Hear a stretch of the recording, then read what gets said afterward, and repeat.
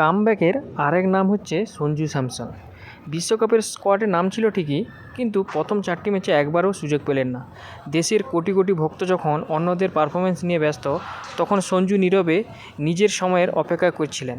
সমালোচনা বাড়ছিল, সবাই ভাবছিল এবার হয়তো সেই পুরনো গল্পই হবে।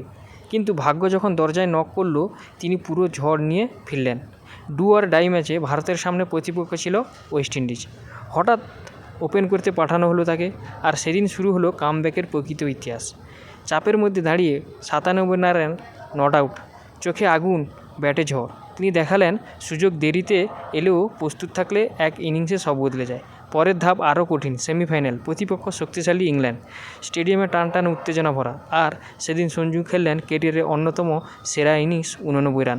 শুধু রান নয়, প্রতিটি শটে ছিল আত্মবিশ্বাস আর প্রতিজ্ঞা। টিকে থাকতে নয়, জিততে এসেছি। এরপর ফাইনাল, প্রতিপক্ষ নিউজিল্যান্ড।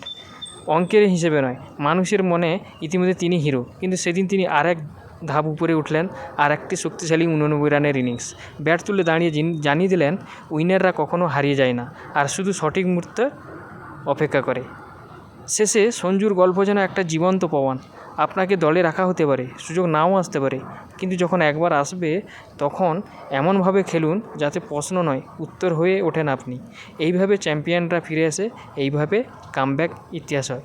ভিডিওটি ভালো লাগলে অবশ্যই একটি লাইক করে চ্যানেলটিকে সাবস্ক্রাইব করবেন এই ধরনের আরও নতুন নতুন ভিডিও পেতে। Thank you.